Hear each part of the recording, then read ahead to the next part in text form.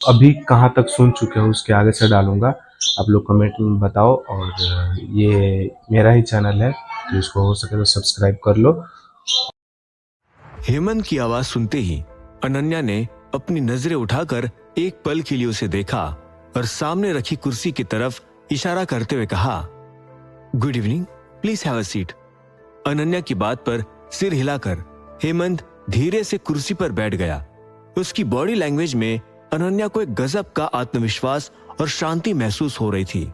इतने में हेमंत ने अपनी फाइल अनन्या की तरफ बढ़ाई और कहा, ये मेरा पोर्टफोलियो है मैम। अनन्या ने उसकी फाइल अपने हाथों में लेकर खोली और उसे देखने लगी। हेमंत का रिज्यूमे देखने लायक था। उसने कनाडा की कुछ सबसे बड़ी मल्टीनेशनल कंपनीज में एग्जीक्यूटिव असिस्टेंट के तौर पर काम किया था। उसके पास फाइनेंस, लॉजिस्टिक्स और क्लाइंट मैनेजमेंट का शानदार अनुभव था। हर एक डिटेल, हर एक रेफरेंस इतना परफेक्ट कि वो लगभग नकली लग रहा था। लेकिन हेमंत की बॉडी लैंग्वेज भी उतनी परफेक्ट थी और उसकी एक्सपीरियंस से मेल खा रही थी। अनन्या जानती थी कि एक बार को कागज पर नकली जानकारी लिखी जा सकती थी, लेकिन किसी कैंडिडेट की नकली बॉडी लैंग्वेज होना लगभग नामुमकिन सा था। हेमंत के पोर्टफोलियो से अनन्या वाकई इंप्रेस हो गई और उसकी तारीफ करते हुए बोली, आपका पोर्टफोलियो बहुत ही इंप्रेसिव है मिस्टर शर्मा, लेकिन आपने अपनी पिछली हाई पेइंग जॉब क्यों छोड़ी और अब हमारी इस नई कंपनी को क्यों ज्वाइन करना चाहते हैं? अनन्या का सवाल सुनकर हेमंत के चेहरे पर एक सोची समझी हल्की सी मुस्कान आ गई। वो फिर धीरे से बोला, मैम, पैसे सब कुछ नहीं होता। अपनी पिछली कंपनी में मैं सिर्फ एक छोटी सी मशीन का एक छोटा सा पुर्जा था। मेरे पास कोई क्रिएटिव फ्रीडम नहीं था। जब मैंने एलन मटेरियल्स के बारे में सुना तो मुझे पता चला कि ये एक ऐसी कंपनी है जिसे जमीन से खड़ा किया जा रहा है। मैं सिर्फ एक सेक्रेटरी बनकर नहीं रहना चाहता। मैं एक ऐसी कंपनी का हिस्सा बनना चाहता हूँ जिसकी ग्रोथ स्टोरी में मेरा भी एक छोटा सा योगदान हो। मैं खुद किसी कंपनी को जीरो से हीरो बनाने का एक्सपीरियंस लेना चाहता हूँ। हेमंत का जवाब इतना शानदार और इतना सटीक था कि अनन्या को और कुछ पूछने की जरूरत ही महसूस नहीं हुई। उसे लगा कि उसे अपनी कंपनी के लिए एक हीरा मिल गया था। ऐसे में वो मुस्कुराते हुए बोली, आपकी सोच बहुत अच्छी है हेमंत। मुझे अपनी टीम में आप जैसी डेडिकेटेड और डिसिप्लिन लोगों की जरूरत है। I am hiring you. आप मेरे पर्सनल सेक्रेटरी होंगे और मैं आपसे वादा करती हूँ, अगर आपकी परफॉर्मेंस अच्छी रही तो आपको कंपनी में एक बहुत ही हाई रैंकिंग रोल पर प्रमोट किया जाएगा। एलन मटेरियल्स में टैलेंट की हमेशा कद्र होगी। हम बाकी कंपनीज की तरह ऑफिस पॉलिटिक्स को भी कभी बढ़ावा नहीं देंगे। Thank you so much ma'am. Hemant ने अपनी जगह से उठते हुए कहा। वो फिर मुस्कुराते हुए आगे बोला, आप मुझसे कभी निराश नहीं होगी, ये मेरा वादा है। मैं कल से ज्वाइन करने के लिए तैयार हूँ। एक्सीलेंट, अनन्या ने कहा। वो उसके पैशन और डेडिकेशन को देखकर और भी ज्यादा खुश हो गई थी। उसने फिर हैंडशेक के लिए हाथ बढ़ाते हुए कहा, welcome to the team. Hemant ने उससे हाथ मिलाया और फिर वो ऑफिस से बाहर निकल गया। उसका चेहरा अब भी उतना ही प्रोफेशनल और ईमानदार दिख रहा था, लेकिन जैसे वो लिफ्ट में अकेला हुआ, उसके चेहरे का नकाब उतर गया और उसके असली हाव भाव उभर आए। हेमंत की आंखों में अब एक शातिर और क्रूर झलक थी।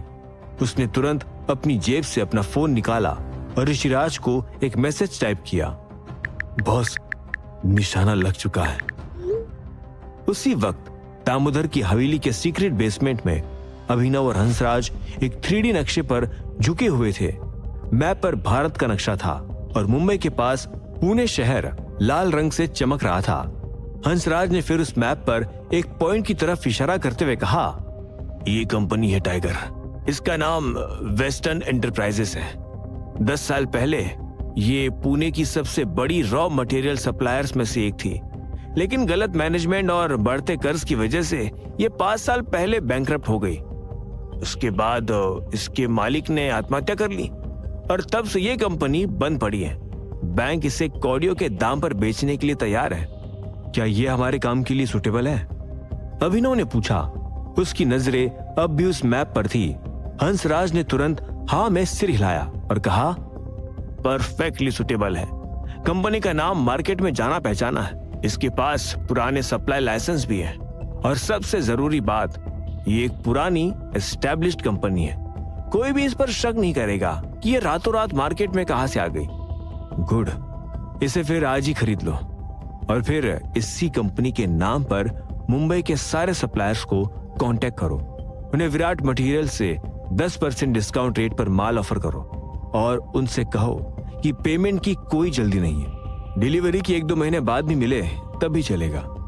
उन्हें लगना चाहिए कि हम मार्केट में अपना स्टॉक बेचने के लिए बेसब्र हैं। अभिनव ने समझाते हुए कहा, हो जाएगा। हंसराज ने हाँ में सिर हिलाते हुए कहा। वो फिर तुरंत पलटा और बेसमेंट में मौजूद अपनी बेस्ट टीम को इकट्ठा करने लगा। तुम और तुम। हंसराज ने अपने 3 सबसे माहिर आदमियों की तरफ इशारा करते हुए आगे कहा, प्लान तुम लोगों ने सुन ही लिया है। पुणे की वेस्टर्न एंटरप्राइजेस आज शाम तक हमारी होनी चाहिए और कल सुबह तक मुंबई के हर सप्लायर के पास हमारा ऑफर पहुंच जाना चाहिए। सब के सब आपस में काम बांट लो और तुरंत एक्शन पर उतरो। तीनों आदमी बिना एक भी सवाल पूछे तुरंत अपने अपने काम में लग गए। अभिनव उन्हें जाते हुए देख रहा था। उसे एहसास हुआ कि हंसराज की बनाई हुई ये टीम भी खिलाड़ियों से कम नहीं थी। ये लोग जरूर बिजनेस की दुनिया के हर दाव पेच में माहिर थे। अगर हंसराज नहीं होता तो पता नहीं दामोदर अंकल अपने जीवन में क्या करते। अभिनव ने मन ही मन हंसते हुए अपने आप से कहा और फिर वो बेसमेंट से निकलकर अपने कमरे में लौट आया। अभिनव का दिमाग अब शांत था। उसने अपनी चाल चल दी थी और अब उसे सिर्फ इंतजार करना था। उसे उम्मीद थी कि कल सुबह तक कोई अच्छी खबर जरूर आएगी। बेसमेंट से निकलने से पहले उसने कबीर को अनन्या को ऑफिस से पिकअप करके हवेली लाने के लिए भेज दिया था। अभिनव फिलहाल अपने कमरे में अकेला था और खिड़की के बाहर डूबते हुए सूरज को देख रहा था। हालांकि तभी उसकी जेब में रखा फोन बजने लगा। उसने स्क्रीन देखी तो पाया कि उसे एक अनजान नंबर से फोन आ रहा था। ऐसे में अभिनव ने अपनी भौहें सिकोड़ी। इस तरह के कॉल्स उसे अक्सर आते थे और ज्यादातर वो उन्हें इग्नोर कर देता था, लेकिन आज पता नहीं क्यों उसे एक अजीब सी बेचैनी महसूस हुई। उसे ऐसा लगा मानो कहीं कुछ गड़बड़ थी। ऐसे में उसने एक गहरी सांस ली और वो कॉल उठा लिया। हेलो, कौन है? अभिनव ने एक गहरी और सतर्क आवाज में कहा।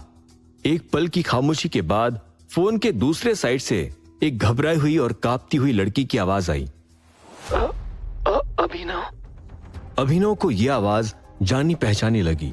वो फिर थोड़ा हैरान होते हुए बोला, चाहत, तुमने अचानक आज मुझे क्यों फोन किया?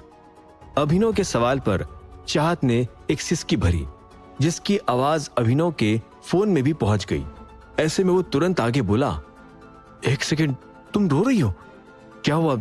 सब ठीक तो है? अभिनव। इतना कहकर चाहत की आवाज टूट गई और वो हिचकियां लेते हुए आगे बोली, माँ हॉस्पिटल में है। ये सुनते ही अभिनव के पैरों तले जमीन खिसक गई।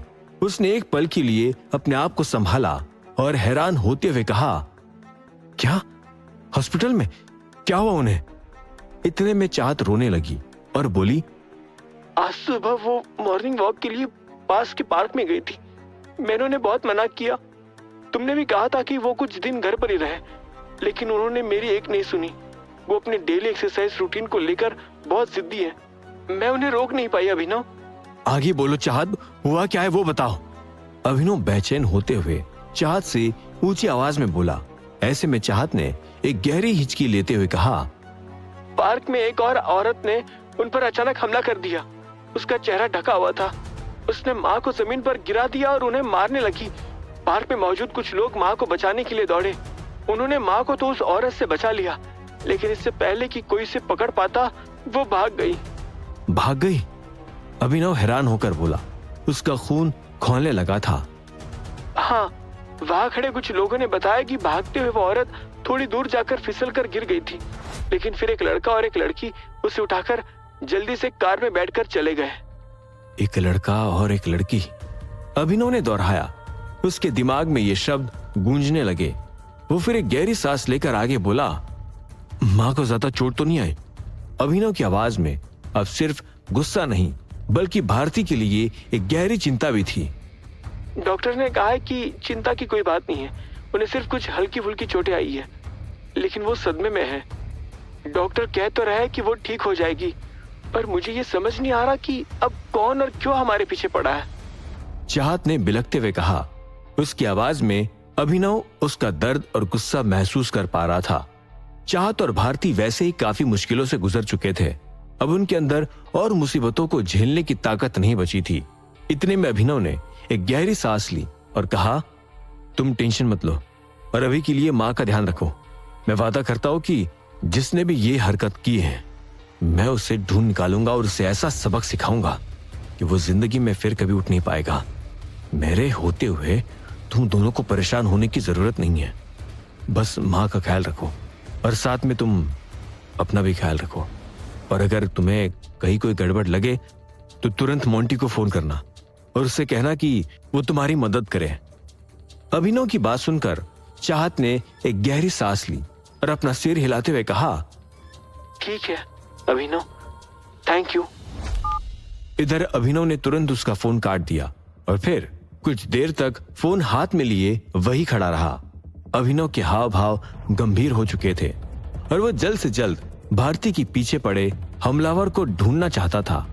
ऐसे में अभिनव ने एक गहरी सांस ली और तुरंत मोंटी का नंबर डायल किया। मोंटी ने सिर्फ 2 ही रिंग में अभिनव का फोन उठा लिया, जिसके बाद अभिनव बोला, हेलो। Hello tiger. मोंटी ने एक जोशीली आवाज में कहा। ऐसे में अभिनव अपना गला साफ करते हुए एक सख्त आवाज में बोला, मोंटी अब मेरी बात ध्यान से सुनो। भारती पर हमला हुआ है और हमलावर एक अनजान औरत है। मुझे पता है कि तुमने उसके घर के बाहर सिक्योरिटी लगाई है, लेकिन ये काफी नहीं है। मुझे वो औरत चाहिए मोंटी। मुझे वो लड़का और लड़की भी चाहिए जो उसे कार में बैठा कर ले गए। मुझे उनकी कार का नंबर चाहिए। मुझे उस पार्क की सीसीटीवी फुटेज चाहिए। मुझे अगले कुछ घंटों में सब कुछ चाहिए मोंटी। तुम समझ गए ना? अभिनव की बात सुनकर मोंटी ने एक गहरी सांस ली और आत्मविश्वास के साथ कहा, समझ गया अभिनव, समझ गया। ठीक है, मुझे अपडेट देते रहना। इतना कहकर अभिनव ने उसका फोन काट दिया। उसका दिमाग फिलहाल किसी ज्वालामुखी की तरह गुस्से से फटना चाहता था। भारती पर हुए हमले की खबर से वो अब और भी ज्यादा टेंशन में आ गया था। साथ ही उसे ये भी समझ नहीं आ रहा था कि वो कौन औरत थी जिसने भारती पर हमला किया था। कहीं ये हरप्रीत 10 की तरफ से तो कोई बदला नहीं ले रहा है? नहीं, हरप्रीत तो कब की मर चुकी है और अब दिक्पाल भी लगभग खत्म है। तो फिर ये कौन होगा? अभिनव ने अपने आप से पूछा। वो जानता था कि ये अम्मा जी के लोगों का काम नहीं था। ये कोई और था, कोई ऐसा जो उसकी सबसे बड़ी कमजोरी और उसके अतीत को जानता था कि दुश्मन उसे वहां चोट पहुंचाना चाहता था जहां टाइगर का कवच काम नहीं करता था। भले ही मोंटी को मैसेज भेजकर अभिनव ने अपनी तरफ से उस दुश्मन के खिलाफ पहला कदम उठा लिया था, लेकिन उसके दिल को अब भी चैन नहीं था। वो जानता था कि जब तक वो हमलावरों को खुद ढूंढकर सजा नहीं देता, तब तक उसे ठीक से नींद नहीं आने वाली थी। दूसरी तरफ गुड़गांव के एक प्राइवेट हॉस्पिटल के बाहर अचानक एक कार आकर रुक गई। उसमें से पहले वरुण और वैभवी नीचे उतरे। उन्होंने फिर जल्दी से पीछे का दरवाजा खोलकर अपनी मां समता की बाहर निकलने में मदद की। समता के पैर में पट्टी बंधी थी और वो दर्द से कराह रही थी। जब वैभवी अपनी मां को सहारा देकर हॉस्पिटल के अंदर ले जा रही थी, तब उसने शिकायत भरे सुर में कहा, मैंने कहा था ना मां, मैंने कहा था ना कि ये एक बहुत ही बुरा आइडिया है। वैभवी की शिकायत पर समता ने दर्द से अपना चेहरा बिगाड़ते हुए जवाब में कहा, पता चल जाएगा, इसका भी परिणाम पता चल जाएगा। अब आगे क्या होगा? क्या मोंटी वैभवी और उसके परिवार को पहचान कर उन्हें ढूंढ पाएगा?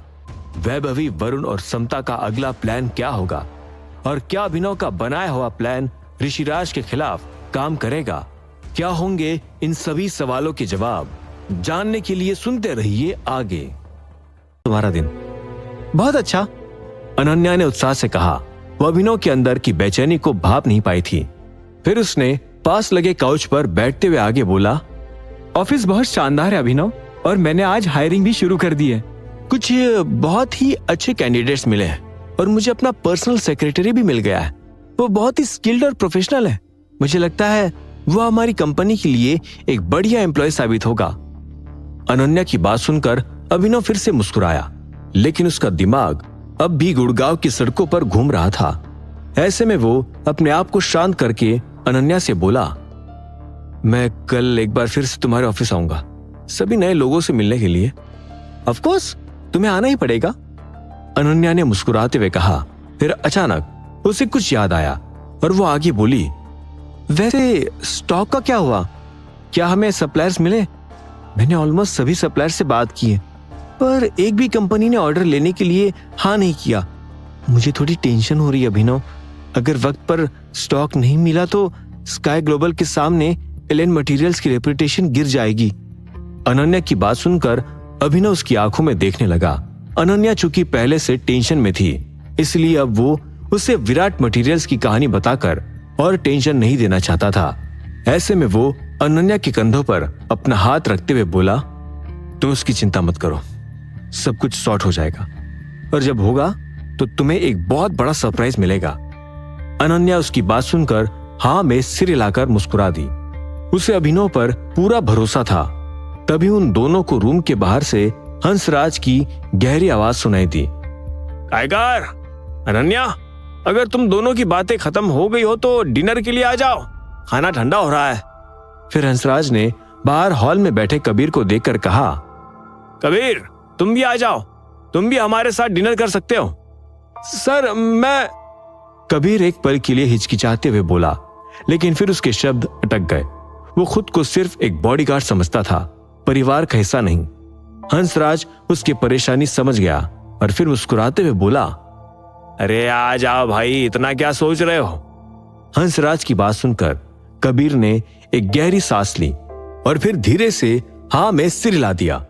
वो फिर हंसराज के पीछे पीछे डाइनिंग एरिया की तरफ बढ़ने लगा था। उसने अपनी जिंदगी में कभी नहीं सोचा था कि उसे गढ़वाल परिवार के साथ एक ही टेबल पर खाना खाने का मौका मिलेगा। डिनर हो जाने के बाद अनन्या थकान के मारे जल्दी सोने चली गई। उसके पास अभिनव भी आकर लेट गया, लेकिन उससे नींद नहीं आई। उसके दिमाग में अब भी विराट मटेरियल्स और भारती पर हुए हमले के ख्याल घूम रहे थे।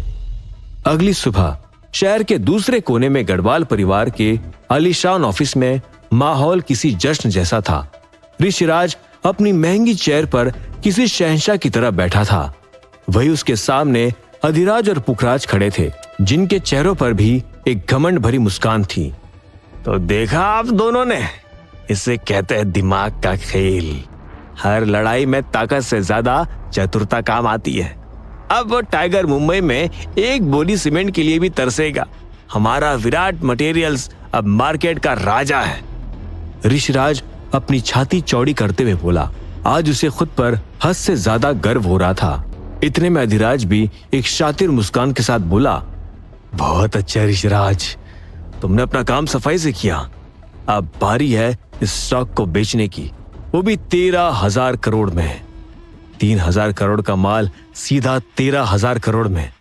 ये सिर्फ बिजनेस डील नहीं होगी, ये एक तमाचा होगा, एक ऐसा तमाचा जो टाइगर को हमेशा याद रहेगा।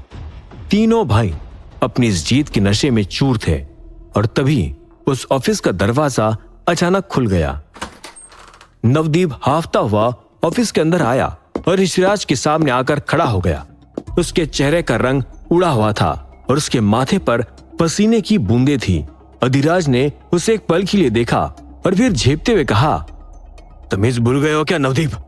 अंदर आने से पहले नॉक करना होता है। ये तुम्हारे बाप का ऑफिस नहीं है। माफ कीजिए सर, नवदीप ने हकलाते हुए कहा।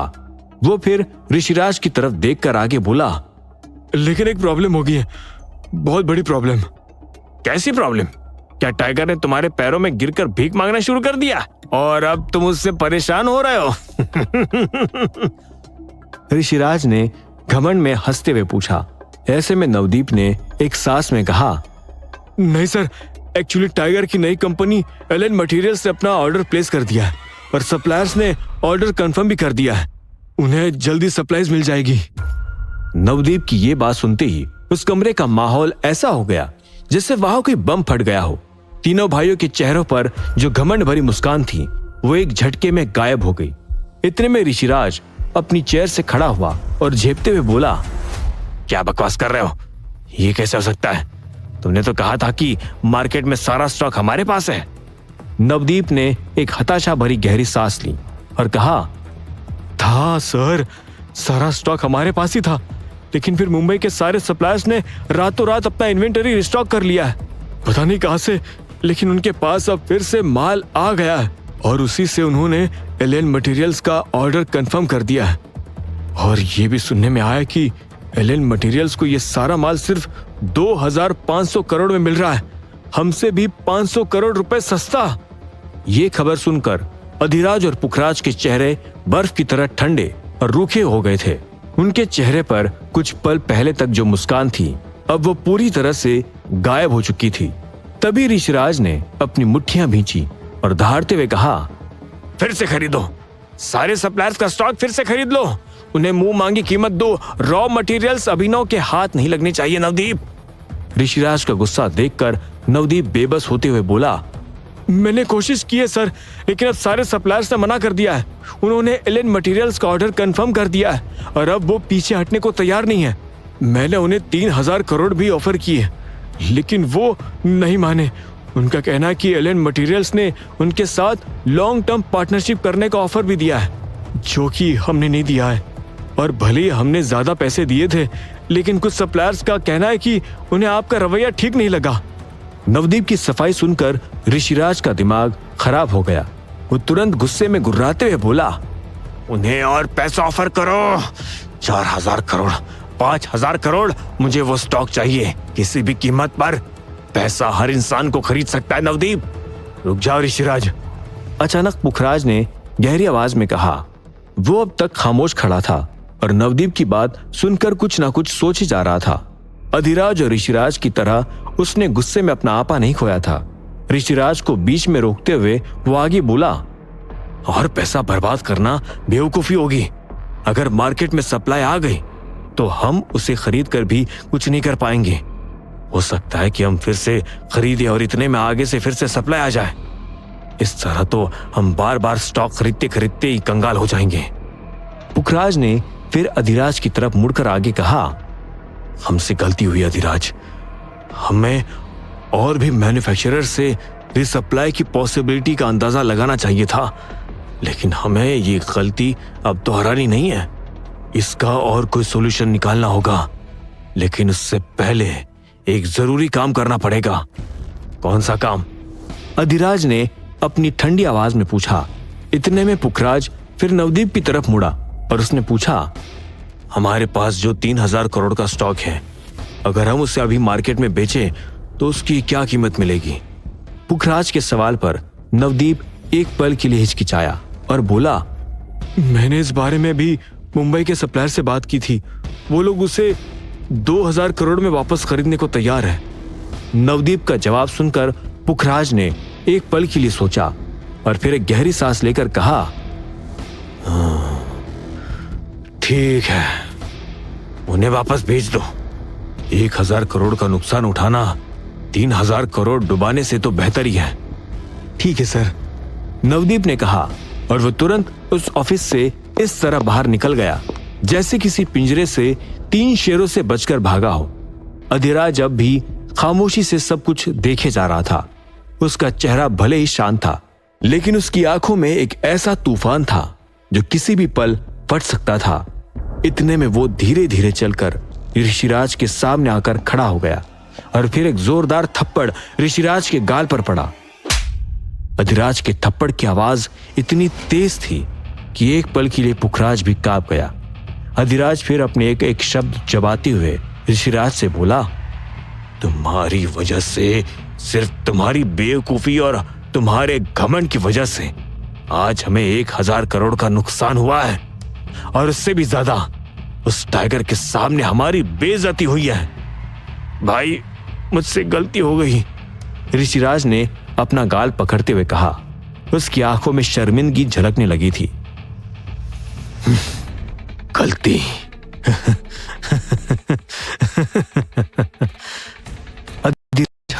और फिर रूखे सुर में ऋषिराज के मुंह पर बोला, ये गलती नहीं है ऋषिराज, ये नाकामी है। अधिराज रिलैक्स, इसमें गलती हम सब की है, अकेले ऋषिराज को दोष मत दो।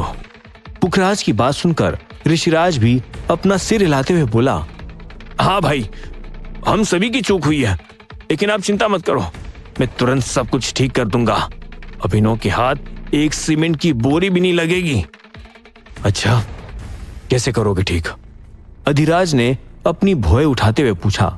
ऐसे में ऋषिराज एक गहरी सांस लेकर आत्मविश्वास के साथ बोला, मैंने अनन्या की कंपनी में अपना एक आदमी प्लान कर दिया है, वो उसका सेक्रेटरी बन गया है। हम हेमंत के जरिए अब भी किसी तरह एलएन मटेरियल्स का गला चोक कर सकते हैं। दूसरी तरफ एलएन मटेरियल्स के ऑफिस में बैठी अनन्या ने एक सप्लायर से बात खत्म करने के बाद अपना फोन काटा और खुशी से चहकते हुए अभिनव से कहा, अभिनव, मुंबई के सप्लायर्स मान गए हैं और वो हमें सिर्फ 2,500 करोड़ में सारा माल देने को तैयार है। हमने सीधे सीधे 500 करोड़ रुपए बचा लिए। अनन्या की बात सुनकर अभिनव के चेहरे पर एक मुस्कान तैर गई। उसे एहसास हुआ कि उसका प्लान काम कर गया था। वो फिर अनन्या की आंखों में देखकर आगे बोला, मैंने कहा था ना, सब सॉर्ट हो जाएगा। ये तुम्हारी पहली बिजनेस अचीवमेंट है Ananya, congratulations, I am so proud of you. Abhinav खुशी से अनन्या के गले लगा और फिर आगे बोला, हमें इसे सेलिब्रेट करना चाहिए। आज रात डिनर डेट किसी रहेगी? यस। अनन्या ने तुरंत हाँ कह दिया। ठीक है, तुम शाम तक ऑर्डर की फॉर्मेलिटीज खत्म कर लो, मैं तुम्हें पिकअप करने आ जाऊंगा। हम शहर के सबसे अच्छे रेस्टोरेंट में चलेंगे। अभिनव ने मुस्कुराते हुए कहा। अनन्या के हाँ में सिर हिलाने के बाद अभिनव ने उसके माथे पर एक किस किया और फिर उसके ऑफिस से बाहर निकलने लगा। अभिनव को खुद आज स्काई ग्लोबल के ऑफिस जाकर एलएन मटेरियल से होने वाली डील की तैयारी करनी थी। अनन्या के ऑफिस से निकलकर जब अभिनव बिल्डिंग की लॉबी में पहुंचा तो उसका कंधा एक आदमी से टकरा गया जो जल्दी में कहीं जा रहा था। सॉरी, उस आदमी ने कहा। अभिनव ने एक पल के लिए उसे देखा और फिर उसकी नजरें उसके आईडी कार्ड पर गई। उस आईडी को देखते हुए अभिनव ने उससे पूछा, तुम एलएन मटेरियल में काम करते हो? जी सर, मैं हेमंत हूँ, अनन्या मैम का नया सेक्रेटरी। उस आदमी ने एक हल्की सी मुस्कान साथ कहा। अच्छा, गुड, सी यू लेटर। अभिनव ने हाँ में सिर हिलाते हुए कहा और फिर वहां से चला गया। पता नहीं क्यों, लेकिन उसे हेमंत को देखकर अचानक एक अजीब सी फीलिंग आई। उसे अपने मन ही मन महसूस हुआ कि कहीं कोई गड़बड़ थी, लेकिन फिर अभिनव ने उस ख्याल को झटक दिया और अपने आप से कहा, शायद मैं ज्यादा सोच रहा हूं, फिर भी आज रात डिनर पर अनन्या से इस आदमी के बारे में पूछ ही लूंगा। इधर हेमंत तेजी से अनन्या के ऑफिस पहुंचा और अनन्या को देखकर बोला, गुड मॉर्निंग मैम। हाय हेमंत, गुड मॉर्निंग। अनन्या ने मुस्कुराते हुए उससे आगे कहा, एक काम करो, स्काई ग्लोबल के लिए डील प्रपोजिशन तैयार करो। ऑफ कोर्स मैम, हेमंत ने कहा और वहां से जाने के लिए मुड़ा, लेकिन मुड़ने से पहले वो कुछ सेकंड्स के लिए अनन्या को घूरता रहा। उसकी आंखों में तारीफ नहीं बल्कि एक अजीब सी चमक थी। उसे अनन्या काफी अट्रैक्टिव लग रही थी। जैसे ही हेमंत ऑफिस से बाहर निकला, उसका फोन बजने लगा। स्क्रीन पर ऋषिराज का नाम था। ऐसे में हेमंत तेजी से एक खाली बाथरूम में घुसा और उसने दरवाजा अंदर से लॉक कर लिया। हाँ सर, हेमंत ने तुरंत ऋषिराज का फोन उठाते हुए कहा।